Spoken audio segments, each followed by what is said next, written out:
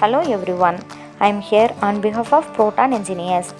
இன்னைக்கு வீடியோவில் நம்ம பார்க்க போகிறது PLCயோட பிரைன் மாதிரி இருக்கிற CPU Module.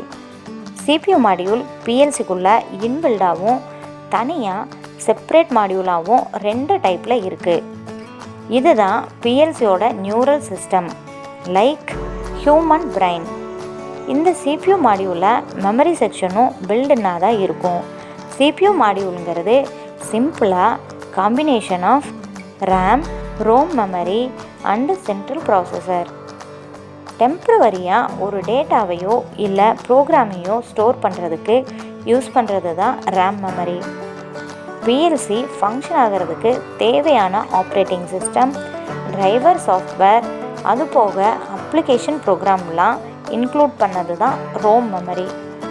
சென்ட்ரல் ப்ராசஸருங்கிறது நம்ம ஆல்ரெடி பார்த்த மாதிரி அதுதான் PLCயோட பிரைன். அதுக்குள்ளே யூஸ் பண்ணியிருக்கிற micro processor quad, hexagonal or octal கோராக தான் இருக்கும். இந்த ப்ராசஸருக்குள்ளே இன்பில்டாக டைமர்ஸ், ரெஜிஸ்டர்ஸ் அண்டு டிரான்சிஸ்டர்லாம் இருக்குது. இந்த ப்ராசஸர் தான் logical operation, arithmetic operation, recording data and controlling the overall function.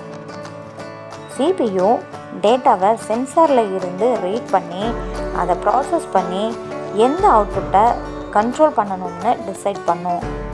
அதுக்கு ஹெல்ப்பாக இருக்கிறது லேடர் லாஜிக் டயக்ராம். இது போல் இன்னொரு யூஸ்ஃபுல்லான வீடியோவில் பார்க்கலாம்.